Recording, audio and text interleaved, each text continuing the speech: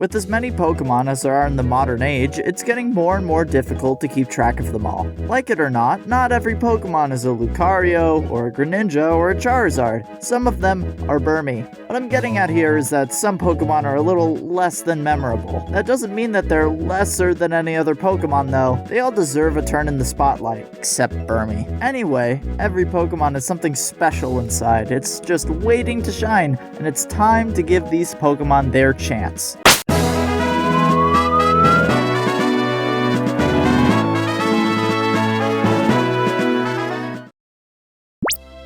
This video is based on a popularity poll conducted in Japan in 2016, so the data isn't exactly perfect, but this isn't a top 10 list anyway, so I'm using it more as a general guideline. So without further ado, let's look at some forgotten Pokemon.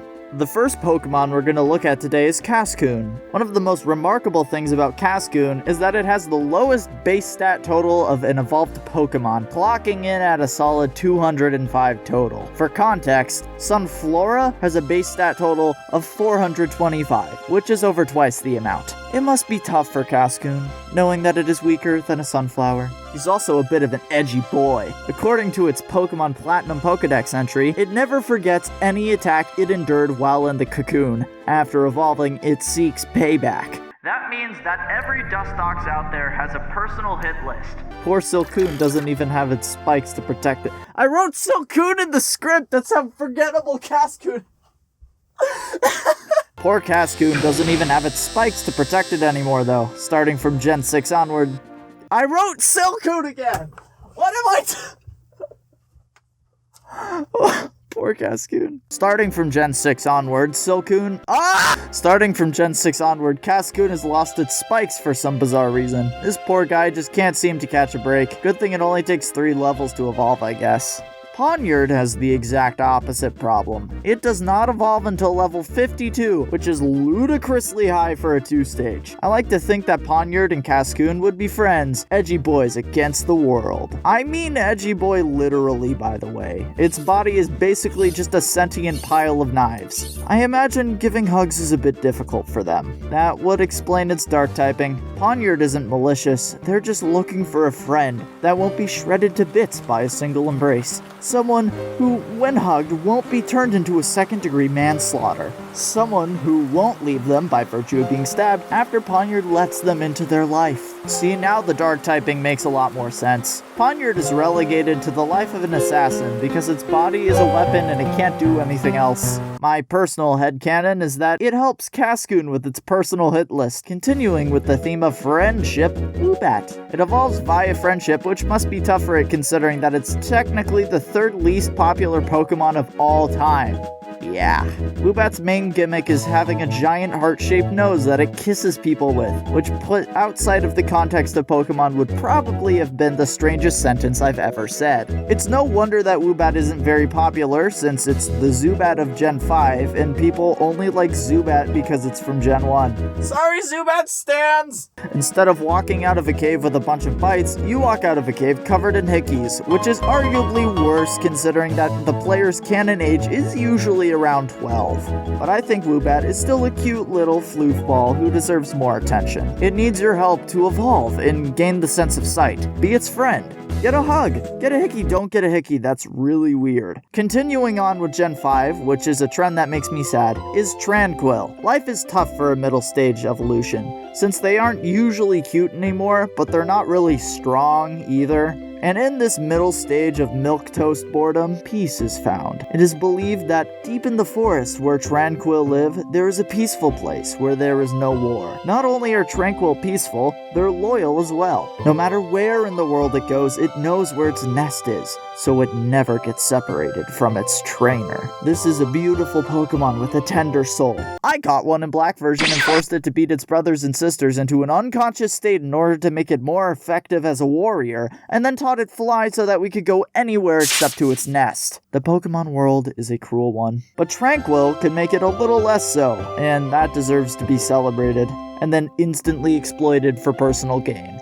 This is why this region is based on America. Breaking the Gen 5 trend, don't worry, it'll be back soon, is Vigoroth, whose entire existence is an oxymoron. Vigoroth is not just simply energetic, but its very biology prevents it from being still, which is an interesting trait for a sloth Pokemon to have. Its heartbeat is fast, and its blood so agitated that it can't sit still for a second. If you're a demotivated person, having a Vigoroth around might help you get up in the morning, if not because of its energy rubbing off on you, then because if you don't take it on a walk, it'll shred your house. Vigoroth is the kind of Pokemon that would fight you in a Walmart parking lot. Despite all that, I think that Vigoroth just needs someone to hang out with, to guide it through this troubling time in life when they're going through changes. I just realized that the middle stage in Pokemon is puberty. Quilladin makes a lot more sense now. Carrying on with middle stages is Shelgon. Shelgon's body is like if your entire body was wearing braces. It's going through a lot of changes, so it hides away in a cave. The puberty connections just keep rolling in. Anyway, Shelgon just wants to become a glorious salamence and fly away from all its problems. It stays shut up in its hard shell, dreaming of the day it will be able to fly. This dream that it's had since it was a child, the one it leapt off cliffs for just to feel for a brief moment what it would be like to fly. It's so close, but right now all it can do is wait.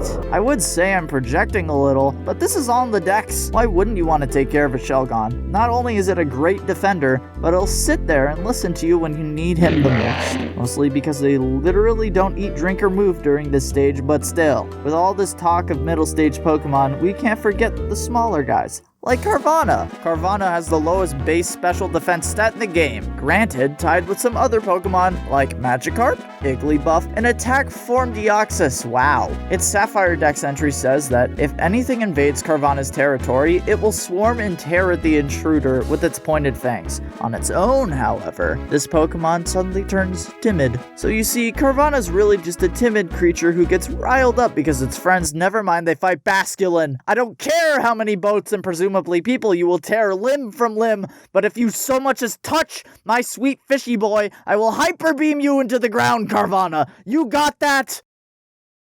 Sorry, I just have a love for Basculin deep as the sea itself. I would say that Carvanha is just a misunderstood piranha, but no, you will not hurt my Basky boy. You get the boot. I think now is as good a time as any to talk about the pinnacle of unpopularity, the ultimate disappointment. Can you guess who it is? What could possibly be so universally hated? That's right, it's Simisear. I bet you thought it was gonna be Burmy, didn't you? Well, guess what? Somehow that trash worm got a free pass, and it's Mr. Corrupt Wise Monkey instead. Simisear by far has the most complex symbolism behind his design. The idea is that the elemental monkey trio represents these three wise monkeys, which are the origin of the see no evil, hear no evil, speak no evil phrase.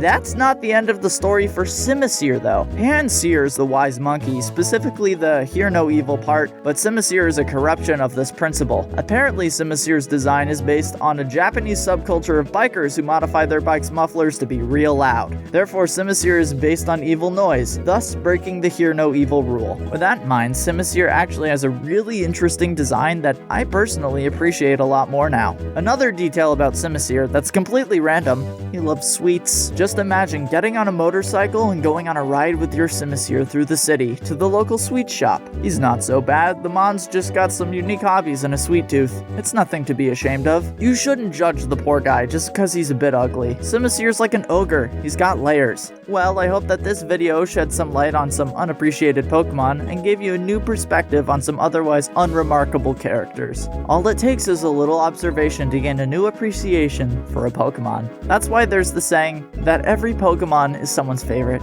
It's true. Except Burmy, it can go fall into Mount Pyre. You know what else is currently unliked? This video. By you.